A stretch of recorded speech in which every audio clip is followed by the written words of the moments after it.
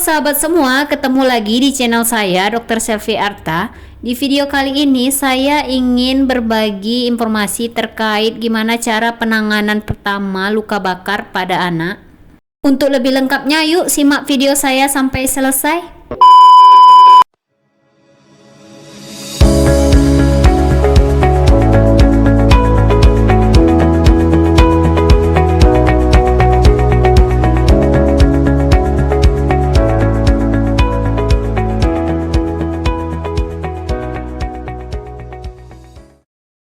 Oke teman-teman, kita lanjut. Bagi yang sudah menjadi orang tua, pasti paham menjaga anak-anak saat bermain memang bukan hal yang mudah ya teman-teman.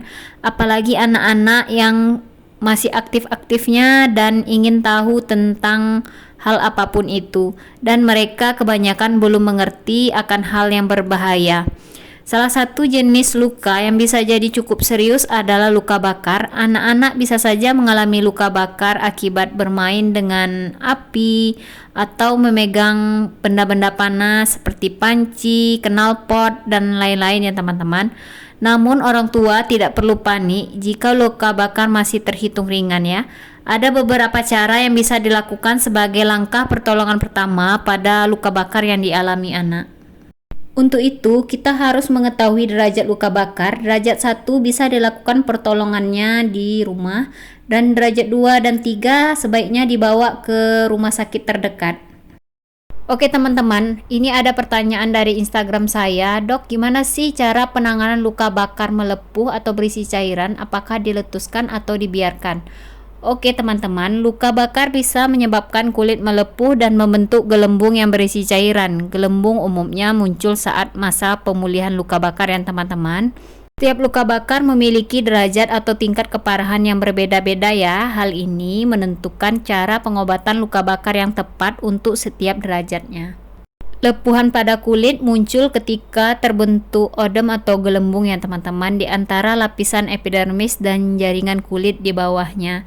Gelembung tersebut berisi cairan protein, sel darah, dan komponen kimia yang tersisa dari bagian kulit yang terbakar. Dengan beberapa ahli, terdapat perbedaan mengenai cara mengobati luka bakar yang menggelembung ya teman-teman. Apakah lepuhan kulit tersebut sebaiknya dibiarkan atau perlu dipecahkan? Meskipun bisa melindungi bagian kulit yang rusak dari infeksi, gelembung ternyata bisa mendukung perkembangbiakan bakteri atau kuman penyakit ya. Makanya disarankan untuk memecahkan gelembung luka bakar yang ukurannya melebihi besar jari kelingking pasien, yaitu lebih kurang 0,6 cm ya teman-teman. Ini adalah penanganan saya di rumah terhadap anak saya yang mengalami lepuh di bagian telapak tangan karena memegang knalpot motor ya teman-teman.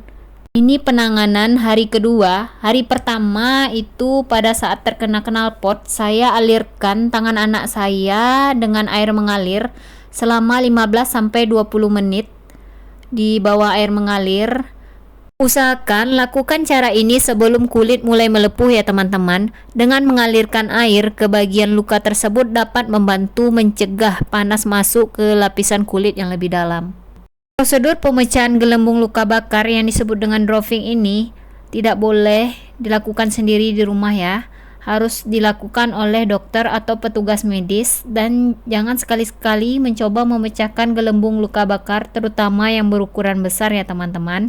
Sebelum saya melakukan tindakan drawing ini, saya menyedot cairan yang ada di gelembung dengan menggunakan squid 3 cc. Tapi sebelum itu saya melakukan tindakan aseptik terhadap tangan saya dengan mencuci tangan yang benar dan memakai hand rub ya teman-teman, atau sabun. Setelah itu baru saya lakukan tindakan ini terhadap anak saya. Tindakan aspirasi ini bermanfaat mencegah bula pecah tidak beraturan karena gesekan ya teman-teman. Atap bula dibiarkan karena ini berfungsi sebagai dressing terbaik untuk erosi di bawahnya ya. Jangan sampai dikopek atau diangkat ya teman-teman. Ya teman-teman, tindakan ini sebaiknya dilakukan oleh petugas medis ya. Dan perlu diingat, jangan mengoleskan es, air es, lotion, pelembab, minyak, salep, mentega, tepung, krim, kopi, atau hal lainnya yang dapat memperburuk kerusakan dari luka bakar ini ya teman-teman. Nah, ini dia teman-teman cairan yang saya aspirasi tadi dari gelembung luka bakar. Ini berupa protein, sel darah, dan komponen kimia yang tersisa dari bagian kulit terbakar tadi ya teman-teman. Bisa dilihat ini warnanya bening ke kuning-kuningan ya. Pada beberapa kondisi, gelembung luka bakar juga bisa menghambat fungsi sistem imun di sekitar jaringan kulit sehingga luka lebih berisiko terinfeksi ya teman-teman. 1 hari pasca insiden ini, anak saya mengalami demam ya teman-teman. Atas dasar itulah saya melakukan drawing dengan cara mengobati luka bakar yang menggelembung dengan menarik cairan tersebut ya teman-teman. Setelah itu saya akan mengoleskan salep ya. Ini salep yang ada antibiotik dan juga kandungan kolagennya ya teman-teman. Ini bisa untuk mencegah terjadinya infeksi di sekitar luka bakar tersebut ya teman-teman. Sebelum menggunakan salep ini, cuci tangan Anda sebelum menggunakan obat ini ya. Bersihkan dan keringkan daerah kulit yang terluka atau yang bermasalah tadi ya teman-teman. Oleskan sedikit demi sedikit dengan lembut, tipis-tipis saja ya teman-teman. Bisa diberikan 3-4 kali sehari atau sesuai dengan petunjuk dokter ya teman-teman. Hindari penggunaan obat ini pada mata, hidung atau mulut. Jika tidak sengaja terkena, bersihkan dengan air ya teman-teman.